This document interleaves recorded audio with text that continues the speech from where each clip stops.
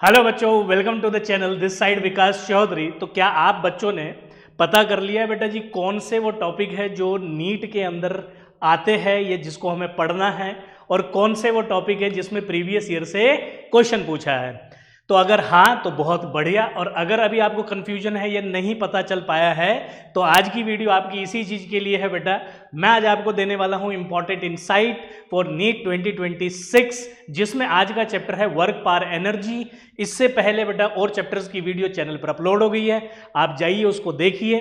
और हाँ, दूसरी चीज ये कि बेटा चैनल को सब्सक्राइब जरूर कर लीजिएगा, क्योंकि इससे हमें मोटिवेशन मिलेगा और आपके पास वीडियो तुरंत पहुंच जाएगी बेटा। तो चलिए फिर आज की वीडियो स्टार्ट करते हैं। तो हमारा टॉपिक है वर्क पावर एंड एनर्जी। तो देखो भाई, तो इस वीडियो के अंदर मैं आपको क्या बताऊंगा बेटा, मैं आपको बताऊंगा कि वर्क पावर एनर्जी के अंदर आपको कौन से वो टॉपिक्स है जिनको पढ़ना है, ठीक है, और किस ऑर्डर में पढ़ना है। दूसरा कि उन टॉपिक्स में से कौन से वो टॉपिक्स है जिसमें प्रीवियस ईयर में क्वेश्चन पूछा गया है और किस टाइप का क्वेश्चन पूछा गया है। तो ये सारी मैं आपको इस वीडियो के अंदर इंफॉर्मेशन शेयर करने वाला हूं। तो सबसे पहली चीज बेटा जी अपने को पढ़नी है इसके अंदर वर्क डन।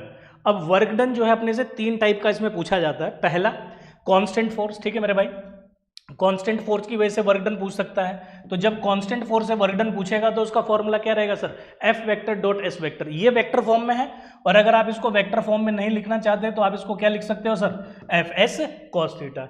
अगर फोर्स वेरिएबल है ना, अगर मान लीजिए फोर्स कांस्टेंट नहीं है, तुमने कहा हमें कैसे पता चलेगा सर फोर्स कांस्टेंट है नहीं है? अगर मान लीजिए आपको फोर्स दी है 6 न्यूटन, तो ये कांस्टेंट है। और अगर फोर्स दी है 60, 6x, कुछ इस तरीके से, मतलब किसी चीज फंक्शन पर डिपेंडेंट है, तो तब आपके पास बेटा वो कैसी फोर्स बन गई सर? Variable force. अगर वेरिएबल फोर्स है तो आपके पास जो फॉर्मूला यूज होगा बेटा जी वो क्या होगा? F vector dot DS vector. और अगर फोर्स एक एक्सिस में डिपेंडेंट ना होके ऐसे लिख दिया जाए 6y प्लस 6z, है ना, कुछ भी लिख सकता है, तो मैं आपको एग्जांपल के तौर पे बोल रहा हूं। तो ये तीन वेरिएबल में हो गई, है ना। अगर तीन वेरिएबल में आपके पास फोर्स मिलती है तो बेटा तब आपको वर्क डन का फॉर्मूला यूज करना है F x D x, limit लगा दीजिएगा एक्स की यहां से, एफ वाई डी वाई, और ऐसे ही एफ जेड डी जेड। बहुत बढ़िया। और तीसरी चीज जो है बेटा जी वो है आपके पास थ्रू ग्राफ। कुछ बच्चे सोच रहे होंगे सर ने ये अलग कलर से क्यों किया हुआ है?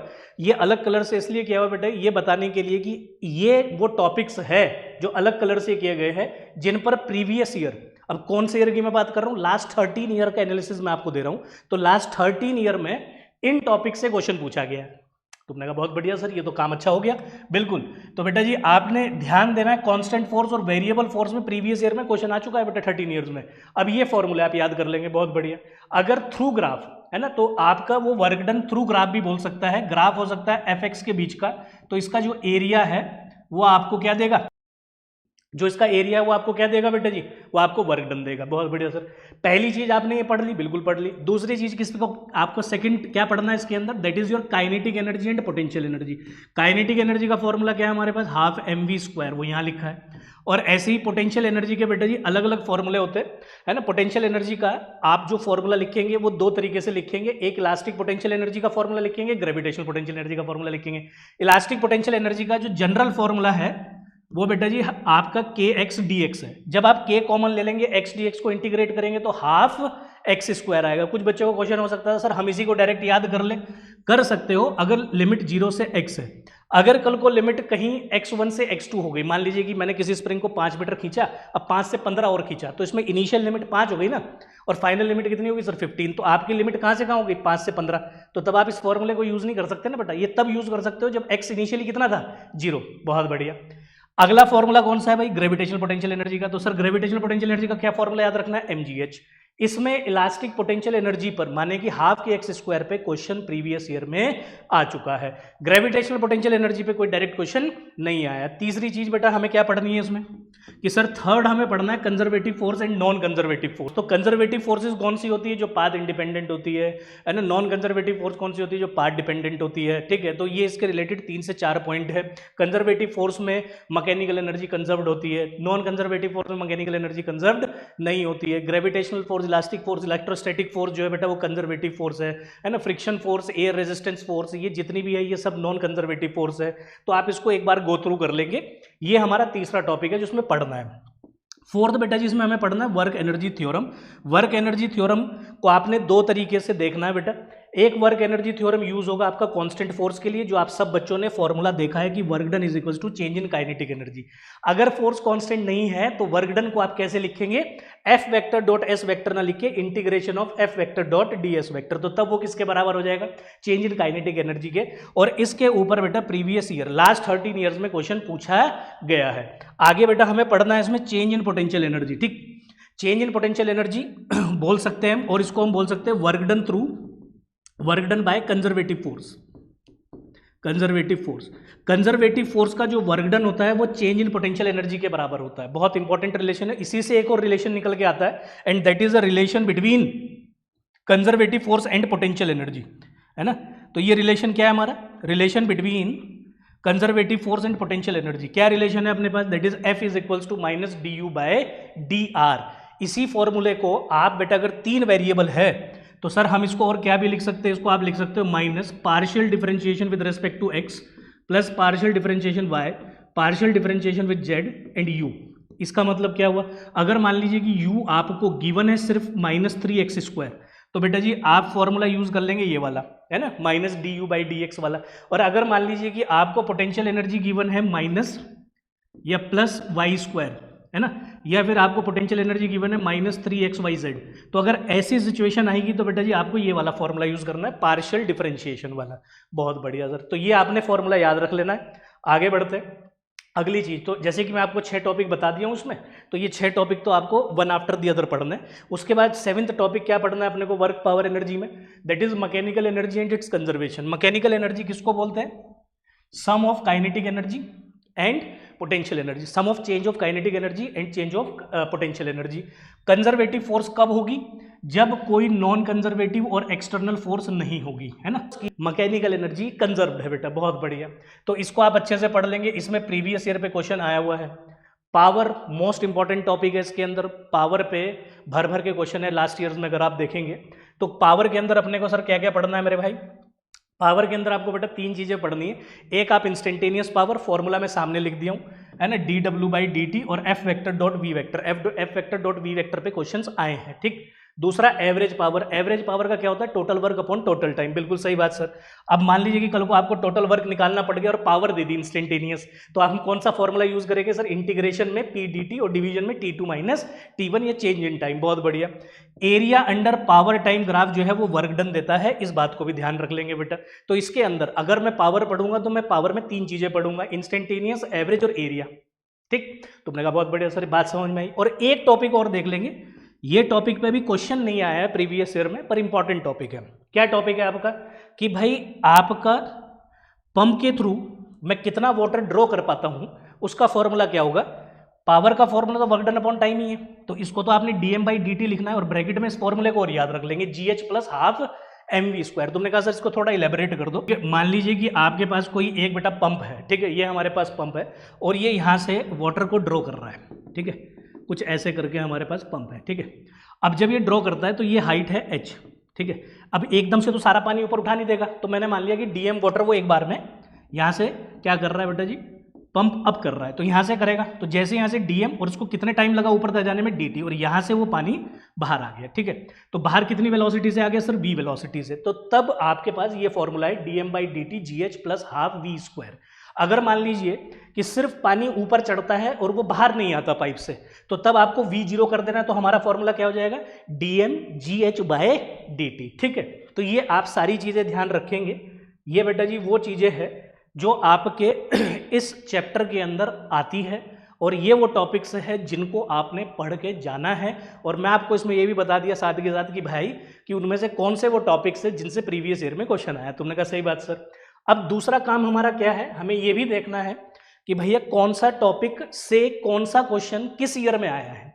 तो अगर मान लीजिए कि वर्क डन की मैं बात करूं, वर्क डन में आपको 3 चीजें बताई, एक कांस्टेंट फोर्स, एक वेरिएबल फोर्स और एक एरिया। तो देखते हैं उसमें से किस किस पे क्वेश्चन आया है। फोर्स में हमारे पास कौन सा क्वेश्चन आया है, तो कांस्टेंट फोर्स में बेटा जी हमारे पास क्वेश्चन आया वो है force and position in vector R given, है ना।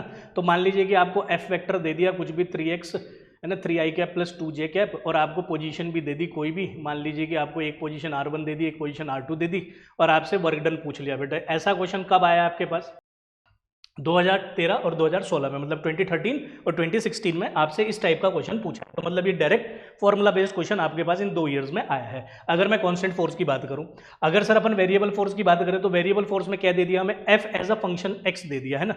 मान लीजिए कि आपको F X is equals to है ना 0.3x दे दिया, ठीक, कुछ ऐसा दे दिया बेटा, और आपसे वर्क डन पूछ लिया, तो आपको पता है अब यहाँ पे क्या फॉर्मूला लगना अपना, एफ डी एक्स, और आप लिमिट लगा देंगे x1 से लेके x2 तक। तो ये क्वेश्चन कब पूछा गया, इस टाइप का क्वेश्चन 2019 में पूछा गया है, तो आप इस टाइप का क्वेश्चन प्रैक्टिस कर सकते हैं।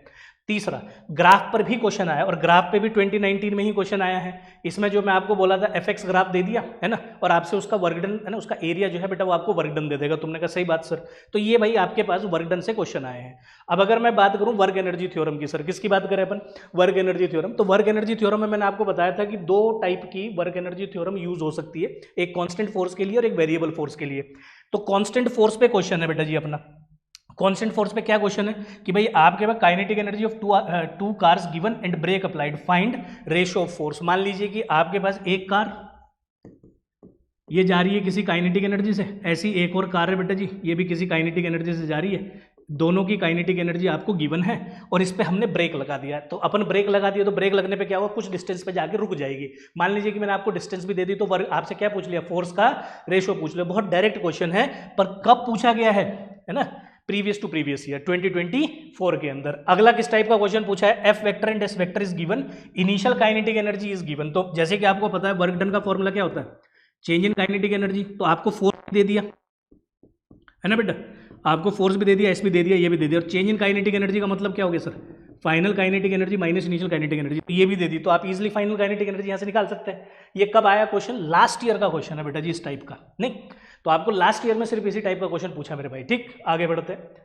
अब अगर मैं बात करूं पोटेंशियल एनर्जी की, तो पोटेंशियल एनर्जी पे कैसा क्वेश्चन पूछा है, पोटेंशियल एनर्जी पे जो क्वेश्चन पूछा है वो इलास्टिक पोटेंशियल एनर्जी पे पूछा है। आपसे बोल दिया कि आपने एक स्प्रिंग को स्ट्रेच किया एक्स, नहीं, तुमने कहा बिल्कुल किया सर, लो भाई एक्स स्ट्रेच कर दिया इसको।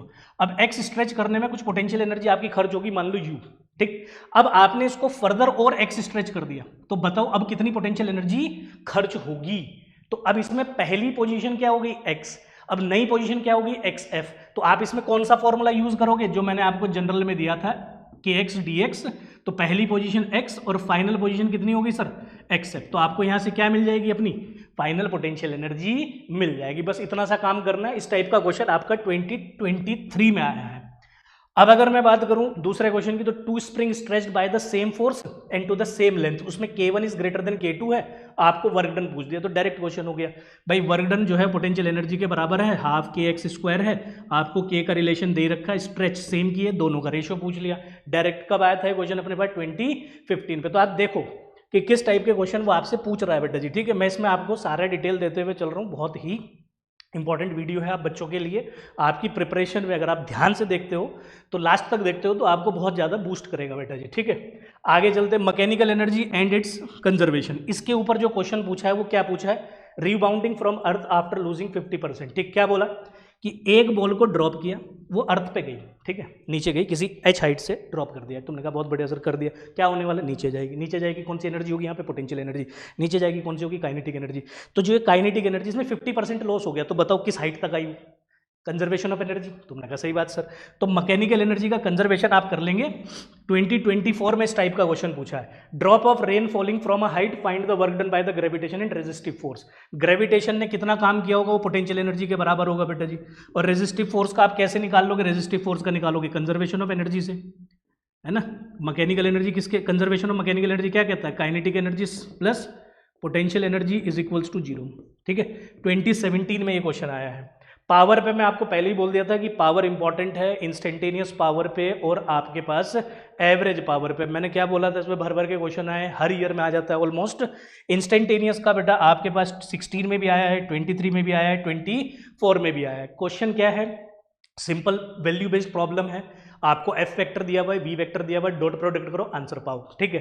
अगर आपको बेटा वी नहीं दिया है तो डिस्प्लेसमेंट और टाइम दे रखा होगा, तो आप वहां से वेलोसिटी निकालो और डॉट प्रोडक्ट करो, आंसर पाओ।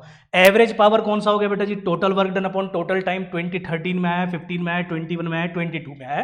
तो ये वो क्वेश्चंस है, ये वो टॉपिक्स है जिनमें प्रीवियस ईयर में किस किस टाइप के क्वेश्चंस आए हैं, ठीक। सो कि ये जो डिटेल मैं आपको दिया हूँ बेटा, इंपॉर्टेंट इंसाइट दिया हूँ, ये आपको हेल्प आउट करे, ठीक है। और आज की वीडियो जो है वो यहीं तक ही है, ठीक है। चैनल को सब्सक्राइब करें, अगर आपको वीडियो अच्छी लगी हो तो उसको शेयर भी करें बेटा।